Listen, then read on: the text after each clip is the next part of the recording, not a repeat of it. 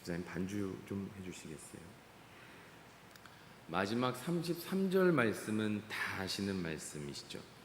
이것을 너희에게 이르는 것은 너희로 내 안에서 평안을 누리게 하려 함이라.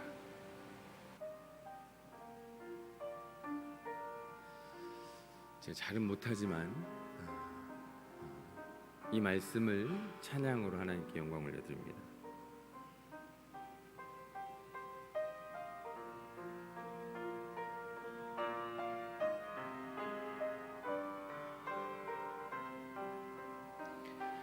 이것을 너희에게 이름은 너희로 내 안에서 평안을 영원토록 누리게 하려 함이라. 이것을 너희에게 이름은 너희로 내 안에서 사랑을 영원토록 누리게 하려 함이라. 세상에서 너희가 환난을 당하나 담대하라. 세상을 이기었노라 하시니라. 이것을 너희에게 이름은 너희로 내 안에서 축복을 영원토록 누리게 하려 함이라. 아멘. 오늘 본문의 말씀은 예수님께서 제자들과 함께 마지막 성찬을 하시고 또 발을 씻기시고 또 마지막으로 기도하러 나아가셔서 잡히시기 전에 제자들에게 보혜사 성령에 대하여 말씀하시는 내용입니다. 내가 아버지께로 올라간다. 가야 보혜사 성령님이 너희에게 오실 것이다. 내가 아버지께로 가노라. 그래야 그 보혜사 성령이 오셔서 너희에게 죄에 대하여 의에 대하여 쭉 말씀하십니다. 조금만 있으면 내가 너희와 헤어지리라. 조금만 있으면 내가 아버지께로 가리라. 그래서 제자들은 이 이야기를 듣고서 깨달으면 참 좋은데요, 제자들은 또 생각하는 게 뭐냐면 조금만 있으면이라는 말이 무슨 말인가. 답답한 예수님께서 조금 있으면 내가 너희와 헤어지고 너희에게 곡하는 때가 오리라. 너희와 헤어지리라. 그러나 너희는 세상은 즐거워할 것이나 너희는 근심하지 말라. 또 너희는 근심하지 말고 기뻐할 때가 올 것이다 하면서 오늘 본문의 말씀이 이어지는 말씀입니다. 중요한 것은 뭐냐면 하나님께서 우리에게 보혜사 성령을 보내주실 것이다 라고 예수님께서 이야기하시는데요, 그로 말미암아 우리가 하는 것은 뭐냐면 22절부터 24절 말씀 함께 봉독하시겠습니다. 지금은 너희가 근심하나 내가 다시 너희를 보리니 너희 마음이 기쁠 것이요 너희 기쁨을 빼앗을 자가 없으리라. 그날에는 너희가 아무것도 내게 묻지 아니하리라. 내가 진실로 진실로 너희에게 이르노니 너희가 무엇이든지 아버지께 구하는 것을 내 이름으로 주시리라. 지금까지는 너희가 내 이름으로 아무것도 구하지 아니하였으나 구하라. 그리하면 받으리니 너희 기쁨이 충만하리라. 아멘. 성령을 보내주심으로 말미암아 기쁨을 얻을 것이다 라고 말씀하시는데, 너희가 내가 떠나간 뒤에는 너희가 근심할 것이나 내가 다시 너희를 볼 것이다. 그리고 너희는 마음이 기쁠 것이다. 그 기쁨은 누구에게도 빼앗기지 아니할 것이다. 얼마나 좋은 말씀입니까? 우리가 성령을 통하여서 성령으로 말미암아 얻는 많은 은혜가 있습니다. 가장 대표적인 거, 오늘 요한복음 15장 말씀 가운데 한번 띄워주시겠습니까? 하나님께서 우리를 택하셔서 우리에게 열매 맺게 하신다고 하셨어요. 너희가 나를 택한 것이 아니요 내가 너희를 택하여 세웠나니 이는 너희로 가서 열매를 맺게 하고 또 너희 열매가 항상 있게 하여 내 이름으로 아버지께 무엇을 구하든지 다 받게 하려 함이라. 제가 설교할 때 제일 많이 언급하는 말씀 중에 하나입니다. 그리고 나서 갈라디아서 5장에 가면 성령의 9가지 열매가 나오잖아요. 너무나도 다 아는 그 성령의 9가지 열매, 사랑부터 희락과 화평과 오래 참음과 자비와 양선과 충성과 온유와 절제부터 이 9가지 열매가 다 나오는데, 가만히 보면 이 9가지의 열매가 나를 위한 열매가 아니에요. 이 9가지의 성령의 열매가 가만히 보면 이 9가지의 성령의 역사가 나에게서 발하나, 이 성령의 9가지의 열매를 얻는 사람은 제가 아니라 어떠한 대상이라는 거예요. 이 성령의 9가지의 열매는 꼭 나에게서 발하나 그 열매를 받고 그 열매를 통하여 하나님께로 나오는 대상이 있다라는 거예요. 하나님께서 그 열매를 통하여서 일하시고 또 그들을 통하여서 하나님께서 역사하심으로 말미암아 하나님께로 끌어당기는 그 성령의 역사가 있다라는 거예요. 본문의 말씀에서 너희가 무엇을 구하든지 너희가 내 이름으로 아무것도 구하지 아니하였으나 구하라 그리하면 받으리니 너희 기쁨이 충만하리라. 우리가 얼마 전에 보았던 사도행전 4장 말씀에 나오죠. 베드로와 요한이 가다가 미문 앞에 앉아있는 성전 앞에 앉아있는 안진뱅에게 이야기합니다. 은과 금은 내게 없거니와 누구의 이름으로요? 나사렛 예수의 이름으로 오른손을 잡고 일어나 걸으라 하니 그가 걷잖아요. 근데 그때가 뭐예요? 예수님께서 말씀하시잖아요. 지금은 내가 너희를 떠나 너희가 근심할 것이나 다시 나를 만났을 때는 너희가 나에게 묻지 아니할 것이다. 그리고 만날 것이다 라고 얘기하시잖아요. 이 때가 두 가지를 얘기해요.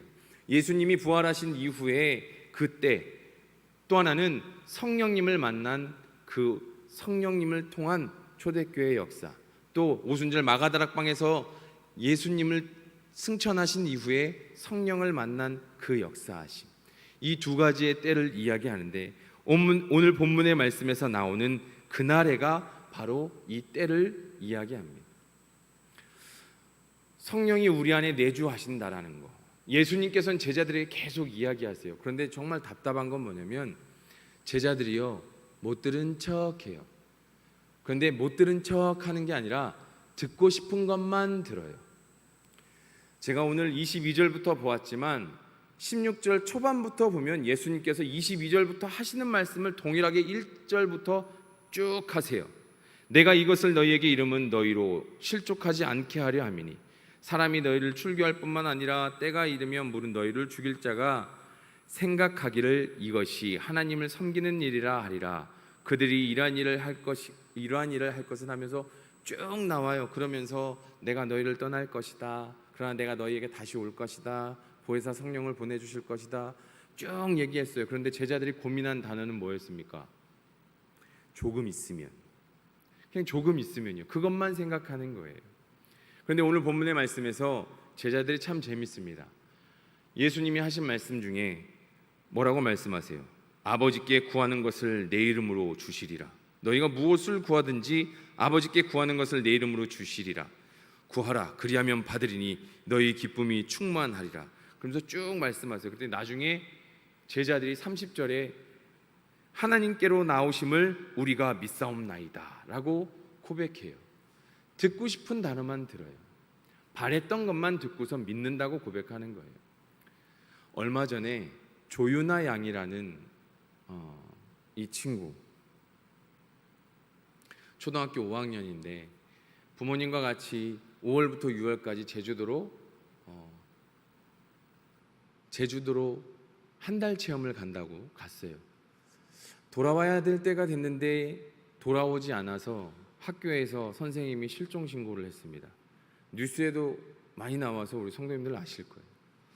결국에는 완도에 있는 앞바다에서, 제주도에 간다고 했는데 완도에 있는 앞바다에서 차가 발견이 됐고 그 가족이 다 그 차 안에서 주검으로 발견이 됐습니다. 여론에서 많은 이야기들을 합니다. 생활고에 시달렸다, 뭐 투자한 게 잘 되지 않았다. 그래서 저도 그 뉴스 기사를 보면서 참 안타깝다. 저 어린 아이가 얼마나 힘들었을까, 저 부모가 얼마나 괴로웠을까. 그래서 제가 오늘 본문의 말씀을 묵상하면서 제 마음에 참 부끄러움이 있더라고요. 참 부끄러움이 있더라고요. 제 마음에 오는 부끄러움이 뭐냐면, 저 뉴스를 바라보면서 안타까워야 할 우리의 마음은, 믿는 자들의 마음은, 저 마음에 하나님을 믿었으면, 저 마음에 복음이 있었다라면, 또는 주변에 목숨 걸고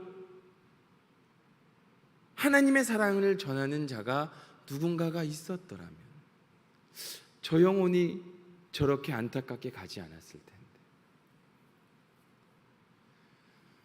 제가 안타까웠던 건 뭐냐면, 저도 모르게 목회자인데도 불구하고 제가 그걸 이슈로 받아들였다라는 거예요.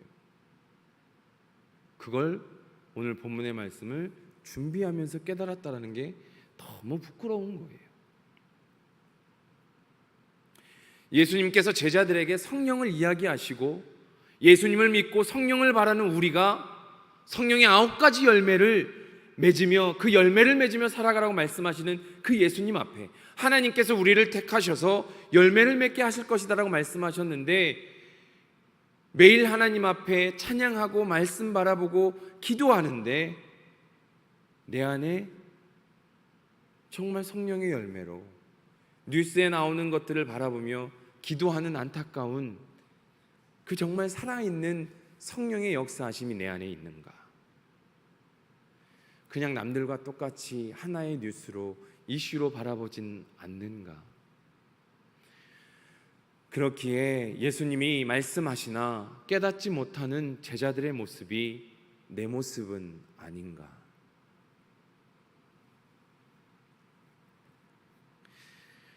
사랑하는 성도 여러분,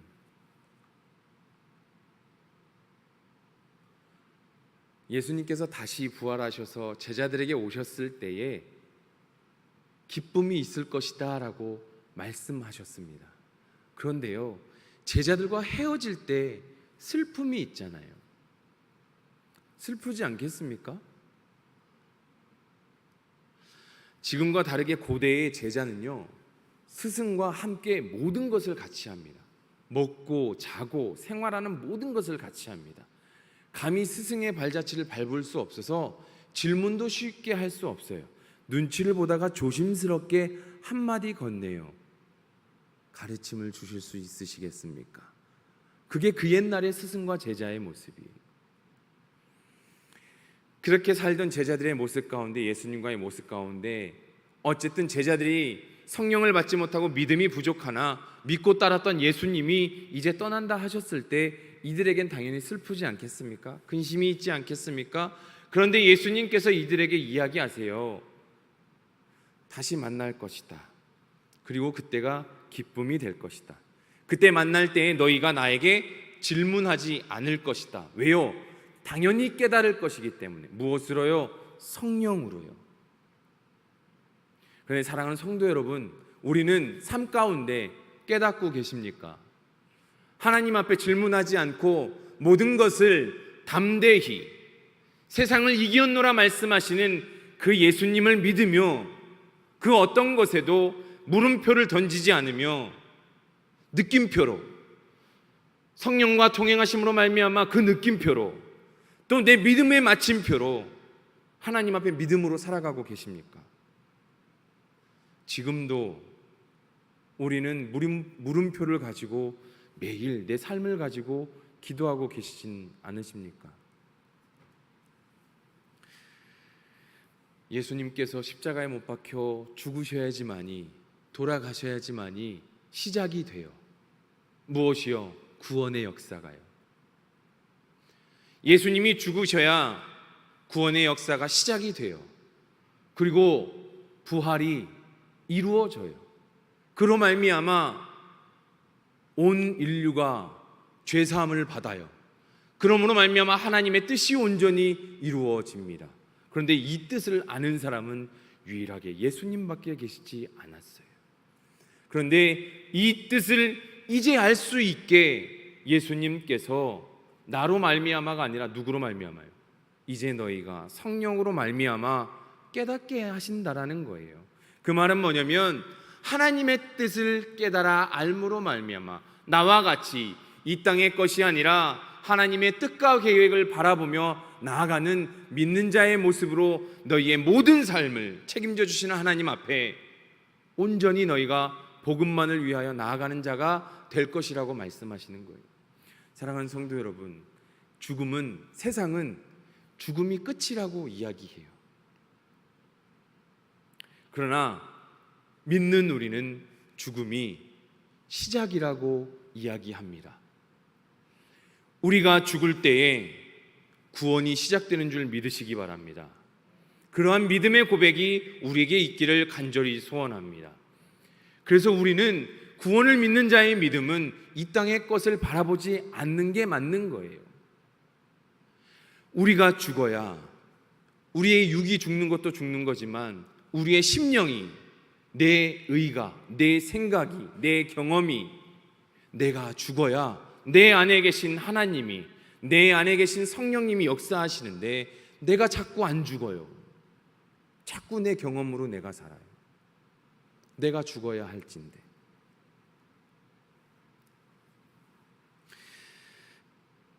예수님께서 이제 내가 다시 올 때는 비유로 말씀하시지 않겠다라고 말씀하세요. 그럴 필요가 없으니까요. 성령을 입기 때문에. 그 성령을 힘입어 나아가면 다시 너희가 밝히 알게 되기 때문이에요. 사랑하는 성도 여러분, 25절부터의 말씀입니다. 이것을 비유로 너희에게 일렀거니와 때가 이르면 다시는 비유로 너희에게 이르지 않고 아버지에 대한 것을 밝히 이르리라.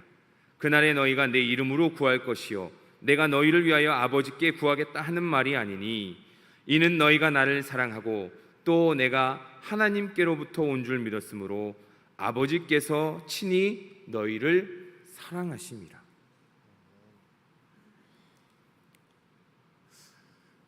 내가 예수님을 왜 믿는지를 알려면 내 기도를 바라보면 알 수 있다라는 얘기가 있어요.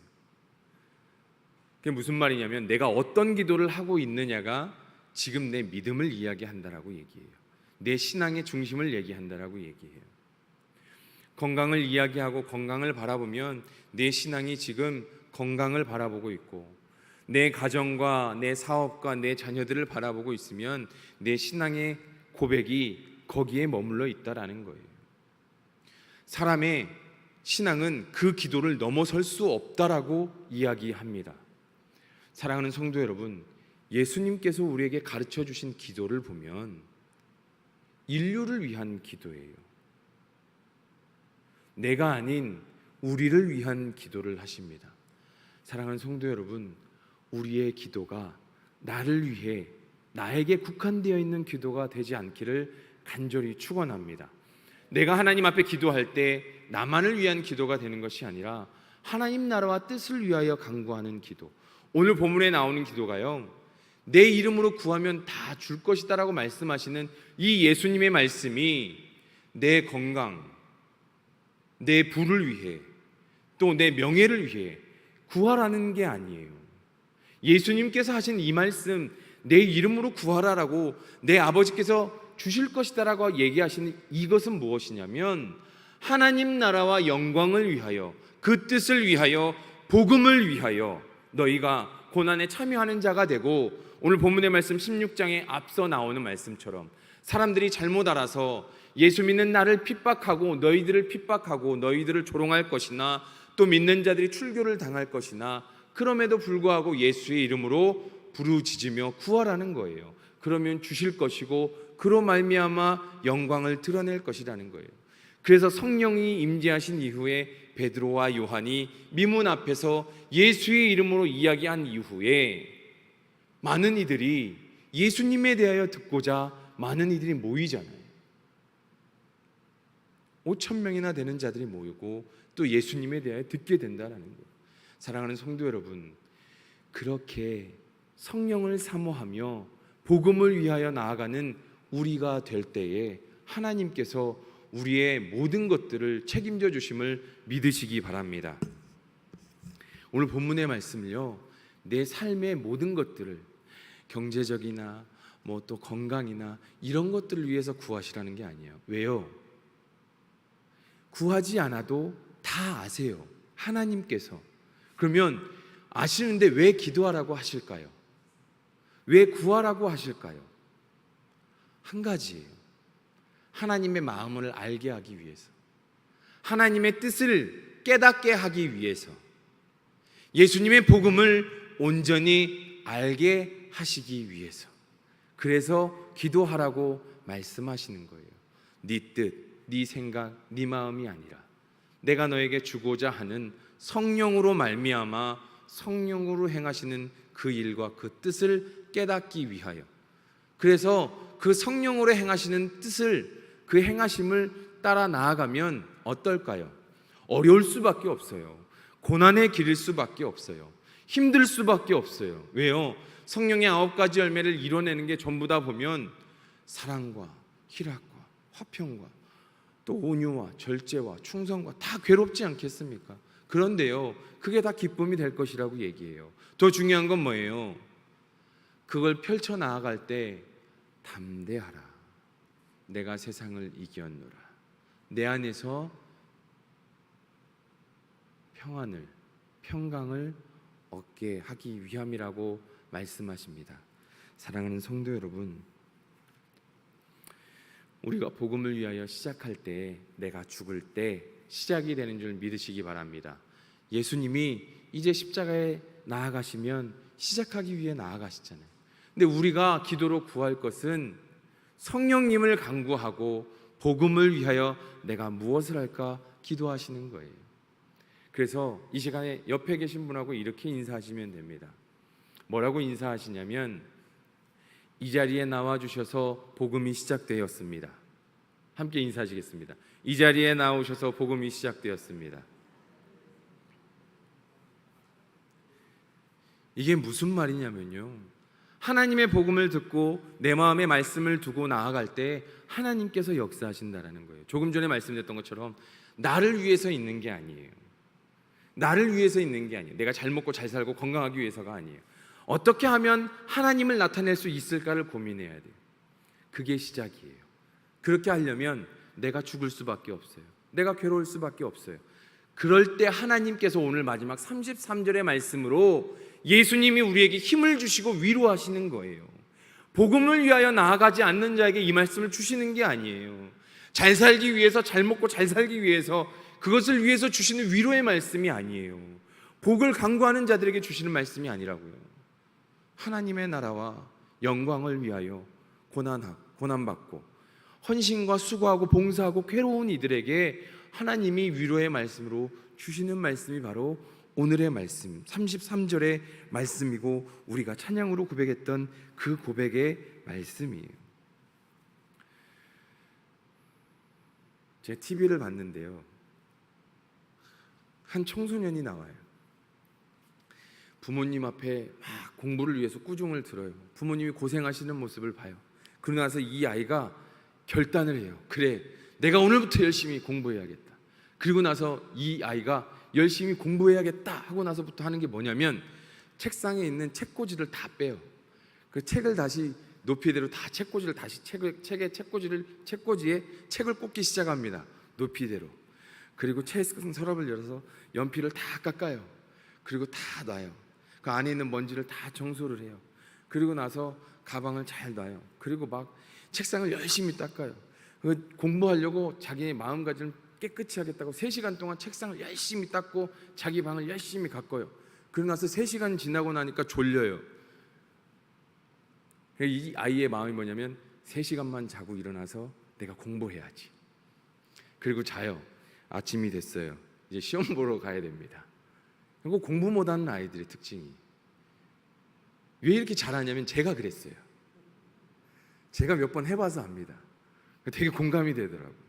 제가 몇 번 했어요. 마음을 다잡고 열심히 해요. 그러다가 아무것도 시작 못하는 거예요. 제가 이걸 보면서 뭘 느꼈냐면, 우리가 복음을 위해서 그래요. 복음을 위해서 우리가 시작해야 될 건 뭐냐면, 내가 내 삶에 어느 정도의 기반을 잡아놓고 내가 잘 살고 내가 어느 정도의 기반이 되고 나면 복음을 위해 힘써야지. 그렇지 않아요. 그럴 때가 언제냐면 하나님의 부르심의 때가 됩니다. 절대 그렇지 않아요.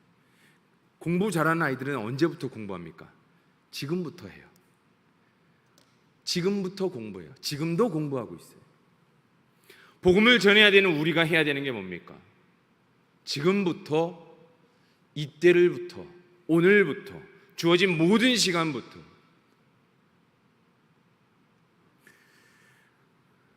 들이매는 때가 있잖아요.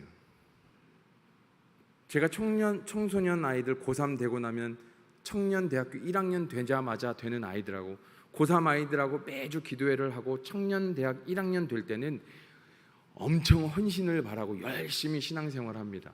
이유는 한 가지입니다.